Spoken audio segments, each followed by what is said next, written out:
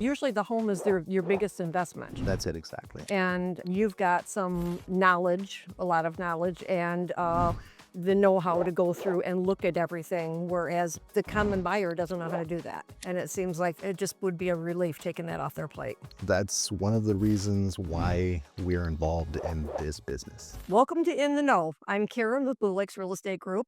We are here to discuss with Matt Indish. He is a home inspector with Michigan Homes North, and we wanted to talk about how to prepare your home for a quick and a confident sale. Thanks for joining us, Matt. Absolutely. Thank you for having me. Thanks. Can you just let the listeners know a little bit about a home inspection and maybe why we would want to do a pre-inspection before we put their home on the market? Absolutely. It is very few and far between that we find a home that doesn't have some sort of minor issues. Okay. It almost never happens. We find something. Mm-hmm. I feel like it's always better to know what that something is going in. Right. There's an opportunity to repair small things that may turn people away from your home. So if you can get that out of the way ahead of your buyer finding it or an inspector finding it, that's just going to help your sale. Right. And how long have you been doing home inspections, Matt? I've been doing inspections for 9 years, Mm-hmm. and we've been operating our business for 6 years. Is there anything out there you don't think you've seen yet? I always run into to things that shock me, Mm-hmm. and it may not be something that I haven't seen, Right. but some things are they're so crazy to see that they'll shock you every time you see them. Okay. I saw knob and tube wiring the other day that was live. Does it still work? It, it was working. Wow. It was frayed. It was live. It was open to touch. Dangerous? Yes, ma'am. Oh my. So if you're working with people ahead of time, because it could be that, this is just my home and I'm used to it being that way. Yeah, And so they don't really see it's a problem absolutely. until you come in with your expertise and let them know that, so then some rewiring would need to be done at that point. Well, in this situation, they had actually paid to have the home rewired, and the contractor hadn't finished the section that was under the crawl space. Wow. They figured it was out of view or inaccessible, I guess, and didn't bother doing that section. I guess the one thing that we do find is if, as a realtor, I want to have my client's home as prepared as it can be when we put it on the market. It does really help with finding, like you said, those little things, and it makes it a smoother process. And then there's also not a lot of things that you have to negotiate back and forth and fixing and all that because you've already instructed them. They get a report, correct? Absolutely. And then they know what they need to do. And then the home it just seems like it's such a smoother situation. It gives you the opportunity to solve problems Mm-hmm. before they're actually a problem with the sale. Nice. Yeah, that is really great. It just seems like it would position the home that it's ready. Like you're putting it out there. We've looked at everything already and things are fixed. And then there's a little bit of confidence that goes with that for the sellers too. There is. And ahead of COVID, we actually had sign writers that you could put right on the sign Mm. that would say pre-inspected and ready. Oh, that is so nice. Imagine that a buyer walking into a house and you see that. Yep. And it kind of makes you go, nice. And if somebody does that, then you know that they are somebody who takes care of their home, not the one where you pull out the furnace filter and go, ooh. You've got stuff growing or whatever else on it. Yeah. Yeah. Yep. Oh my gosh, that's just something I can't even imagine some of the stuff that you've seen. Can you tell me like what your inspection covers? Absolutely. So our pre-listing inspections, we cover from the ridge vent on your roof all the way down to the foundation. So we are going to check all your major systems. We are going to obviously check the roof for any damage. We're going to look in the attic to ensure that we don't see any leaks. We don't see any damage up there. We're going to come down. We're going to go through the home. We're going to check electrical. We are going to, again, check for any major damages, minor damages as well. A lot of times we find kind of some of those maintenance items that they go unnoticed while you're living in a home. Caulking around a tub. It's absolutely a minor deal, but it allows moisture back in behind your walls. Oh yeah, I can't ever imagine any scenario that would be good. Never. Because then you start with rotting wood and all that kind of thing, which Yep. the homeowner probably doesn't know about. Right.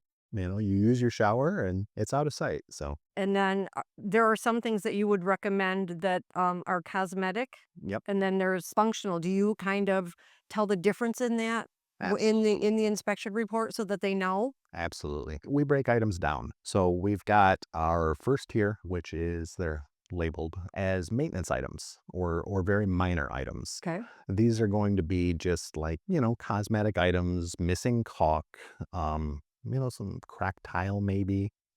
Things that are small. Then you move on to our orange category, which are more major items. Those are going to be items that are just, they're running up into thousands, Mm, 1,000 or mildly above that. right. There's some more moderate concerns. And then we have our life safety issues. Those are The red the category? red category that nobody wants to see. Right. Those ones. Okay. Yep. And some of those things are actually very minor as well. Mhm. If I find smoke detectors that don't have batteries or are well past their date of expiration, Mhm. those are items that go on as a red item. Not terribly expensive to repair, but they are a safety item. Right, okay. So, okay, we're looking at interior, exterior, you talked about the roof, I would imagine. What is it this year with the ice damming? Because we had a lot of what did we have? I don't know, 20 some inches of snow in Traverse City? We had quite a bit of snow all at once. And why I guess I don't understand, like, what happens with the gutters and the ice damming? So,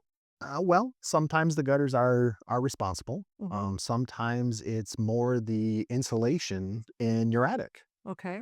So what ends up happening is as the heat from the home it goes through your insulation, goes up into the actual attic and out into the roof deck. Mhm.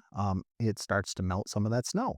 That water runs down, and your entire roof line is going to be basically one temperature Mhm. until it gets to your eaves. Okay. Your eaves aren't over the attic. Your eaves are outside of that. So when they hit that, they come down to the edge of the roof. That water comes down, it freezes there. Okay. And so that's really where you run into problems. That water, as it melts, will come down and kind of back up behind that ice and force its way up under the shingles. Oh, that's how people see and you probably don't know it until you can see moisture in your ceiling? That's typically when you're aware. We tell people just to watch for the buildup on the side of the roof. You can fix that just by clearing the snow that's on the roof because then there's nothing to melt down to back up. Yeah, because I noticed I mean, that's the one thing that you noticed, what's different homes, why does this one have big, icicles hanging down and this one doesn't have any? So it's not to do with your insulation then. Yep. Okay, that's interesting. I guess if we were to look at it from a listing agent standpoint and with our sellers, what are some things that we could do for our sellers that would be kind of quick fixes that would be real helpful that the buyer would see as a value? It's those minor maintenance things. When the minor maintenance things are all taken care of, the home shows beautifully. When somebody walks in and they might see a little bit of cracking paint, just chip paint, Mm-hmm. that triggers your eye. You start looking, hey, if I see this, what else hasn't been done? What else hasn't been taken care of? Right. Do you ever have a story about a seller that did a pre-listing inspection and how it was a benefit or the result was, an oh yay win with as far as a great sale and buyers? Kind of. Okay. This is actually an amazing story. We had a client who had us out for a pre-listing. The builder was getting ready to turn the home over, so it's a brand new home Okay. out on the peninsula. Now, this was ordered by the buyer, so it's not necessarily a pre-listing, Right. but it's a brand new home. Should So thinking it should be good, right? that's what most people think. Right. And so this was a custom builder. It was a beautiful, beautiful home. We didn't have much to account for going through 3/4 of the inspection. It was a beautiful build. Mm-hmm. And then I opened the attic. There was $80,000 worth of mold remediation in the attic And a new build? on a new build. Wow. So the builder took care of it. Mm-hmm. He had it remediated and then followed up with me and had me go back out to 5 other homes that he had built with the same crew Uh-oh. over the last 3 years. Mm-hmm. And I thought that was amazing because he has no responsibility on those homes. Right. after that 11, or what is it? It's 1 year. Yeah, 1 year. Yep. And he had no responsibility for him anymore. But we went out and we checked the other five, Mhm. and there was no problem. But Hmm. So just that one for whatever reason.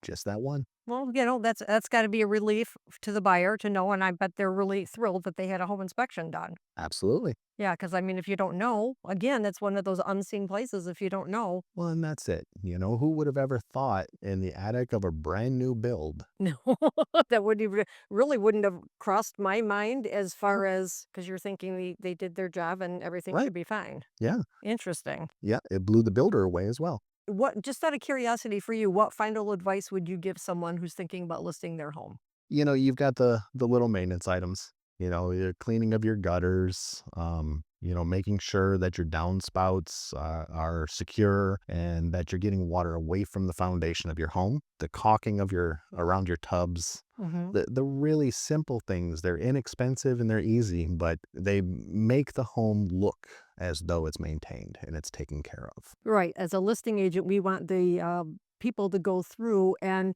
we want that home to really sparkle and looks like you've taken care of all the details. When you take care of those small things, people assume that you're taking care of the big things as well. Right.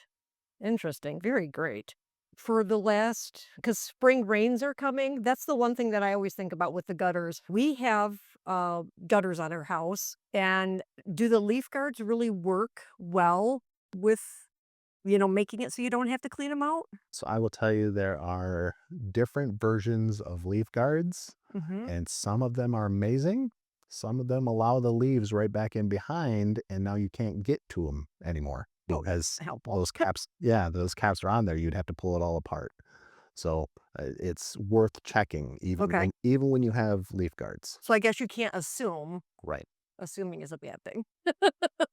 That's one of those, Especially when it comes to home maintenance. right, exactly. So I guess what we wanna, end with is home maintenance. Don't wait till the last minute. Kinda get ahead of all that before you put your home on the market so that, and we have Matt that we can call, and yes, I actually have some homes you're gonna look at for us. Perfect. No, this would be great. I just wanted to make what we wanted to do is we wanted to make it an easier process for our sellers, Yep. and I think this is a great idea, and I just think it really would build confidence too with the buyers. That's one of the reasons why we're involved in this business, Mhm. to be able to come in and help people in a time when it can be insanely stressful. Well, and this is usually the home is your biggest investment. That's it exactly. And you've got some knowledge, a lot of knowledge, and the know-how to go through and look at everything, whereas the common buyer doesn't know how to do that.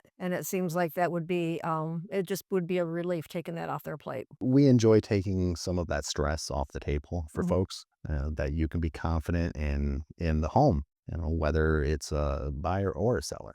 Excellent. Well, thank you so much for coming. This was Absolutely. great, and I actually learned a lot today. So I've been a homeowner for well, let's say decades, but anyway, I think there is always a lot to learn, and professional people doing their job well will make it a much more seamless transaction. Well, we definitely appreciate you having us. Okay, thanks. Thanks for coming and joining us in the know. If you found this podcast helpful, go ahead and click on the link. Give us a call. We would love to come out and get you started in your home selling process.